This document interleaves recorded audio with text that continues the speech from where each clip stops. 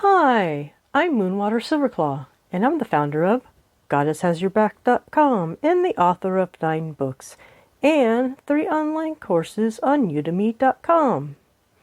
In today's episode, we're going to talk about how witches support their friendships. Who are your friends? Do you feel close to them? Have a couple of friends perhaps drifted away? And do you miss some of them? Have you noticed that some friends are demanding?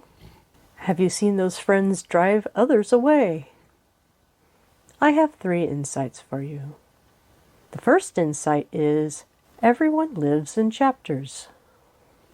One of my dearest friends gave me a pendant of the moon in the phase of when I was born. Think of your life. You've gone through different chapters. You were born. You grew, went to school, maybe went to college. Then, maybe you got your first job. Or maybe you had your first job when you were in high school. But when you look back, each time period is like a chapter. Some are good chapters. Some chapters are bad, and you're glad you're rid of them.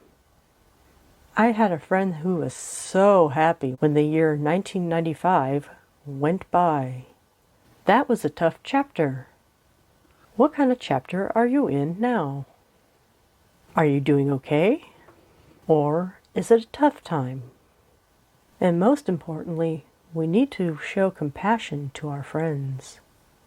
They may be going through a tough chapter in their life. And now the second insight. The chapter you're in is not the same as your friend's chapter. I realize that our chapters of life are not in sync, even if you're the same age as your friend. We have different parents, different talents, different hopes, and different ordeals. One thing that bothers me is that a friend of mine who's very close to my age has drifted away. This person is just not in the same chapter of life as I am. We were in sync when we were in high school. But as life goes on, we all have different experiences. And then the chapters arrive at different times. One of my friends has 2 friends that are both going through divorces. It's almost like the people enduring the divorces are in an accelerated time of life. They're going through all sorts of troubles really fast. So what my friend does is he just listens. And that is about the best he can do. And this leads us to insight number 3. This insight is, give the person space. We as Wiccans recognize the seasons. And we all know that we can't push winter to speed up and end faster. The same thing is going on for our friends. They live in cycles, and they must endure what they must. Sometimes it feels like we might be able to help a friend by doing a ritual. My elders taught me that you're only allowed to do that with their permission. The same goes with healing spells. This all comes under the third insight. Give the person space. To support your relationship, you gotta give them space, because the gods have their plan for them, and they need to learn their lessons. Here's a hard part about being a concerned friend. You can't solve their problems for them.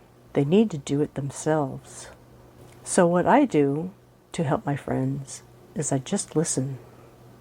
When you want to support your friend spiritually, you could say a prayer like, "Dear Lord and Lady, send my friend the energy they need at this moment." We don't know what the best outcomes are for our friends, but the gods do. So we turn it over to the gods.